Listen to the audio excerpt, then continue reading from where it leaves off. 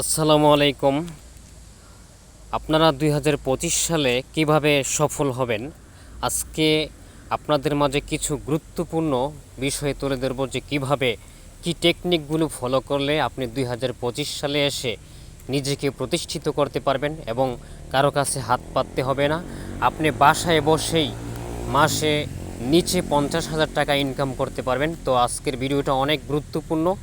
শেষে অনেক গুরুত্বপূর্ণ কিছু বলবো, টেকনিক বলবো। সেই টেকনিকগুলো অবলম্বন করলে আপনি অতি সহজেই ঘরে বসে ৫০,০০০ টাকা ইনকাম করতে পারবেন। ২০২৫ সালে সফল হতে হলে আপনার জীবনের লক্ষ্য, পরিকল্পনা এবং প্রতিদিনের কাজগুলো মাঝে একটি সুন্দর সামঞ্জস্য রাখতে হবে। পরিষ্কার লক্ষ্য নির্ধারণ করুন। আপনি কি করতে চান? আপনি ব্যবসা করতে চান? আপনি চাকরি করবেন? এখন বর্তমানে অনলাইনে অনেক ইনকামের পথ আছে, অনেক রাস্তা আছে, আপনি অনলাইনে ইনকাম করতে পারবেন। আপনি একটি দৈনিক রুটিন তৈরি করুন। সফল মানুষদের একটি বড় অভ্যাস হলো তারা সময়কে নিয়ন্ত্রণ করে এবং প্রতিদিন সকাল ও রাতে কি করবেন তা লিখে ফেলুন। নিজের জন্য ২ থেকে ৩ ঘন্টা মানে প্রতিদিন সময় দিন। আপনি কি করবেন, আপনার সেই লক্ষ্য এবং টার্গেট আপনি ঠিক করুন। নতুন কিছু শিখুন।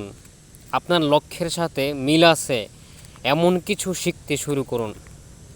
উদাহরণস্বরূপ, যেমন আপনার যদি ইচ্ছা আকাঙ্ক্ষা থাকে ডিজিটাল মার্কেটার হবেন, আপনি একজন গ্রাফিক ডিজাইনার হবেন, আপনি একজন ভিডিও এডিটর হবেন, ফেসবুক মার্কেটার হবেন এবং ইংরাজি ভাষায় এক্সপার্ট হবেন, আপনি আইএলটিএস করাবেন, সেটিও করতে পারেন।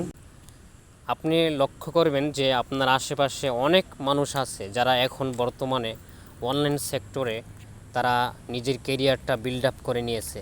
তাই আপনিও পারবেন। আপনি কেন পারবেন না?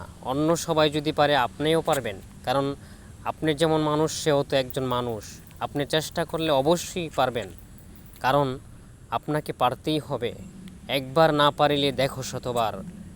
একবার না পারলে আরও ২ বার দেখবেন, আরও ৪ বার দেখবেন। এভাবে একদিন না একদিন আপনি সফল হবেনই। তাই আপনাকে কখনোই ধৈর্যহারা হতে হবে না। আপনার লক্ষ্য ঠিক রেখে আপনি কাজ চালিয়ে যান, দেখবেন আপনি ইনশাল্লাহ একদিন সফল হবেন। যারা আপনাকে নিয়ে তোয়াক্কা করতো, যারা আপনাকে নিন্দা করতো, তারাই একদিন বলবে আপনাকে, তারাই একদিন আপনাকে সাবাস বলবে, তারাই একদিন আপনাকে হাততালি দিবে, দেখবেন ভাই। তাই আমি এটাই বলতে চাই যে আপনি কি করতে চান, আপনার ভবিষ্যতে আপনার কি প্ল্যান করছেন, সেই প্ল্যান অনুযায়ী কাজ করেন আপনি।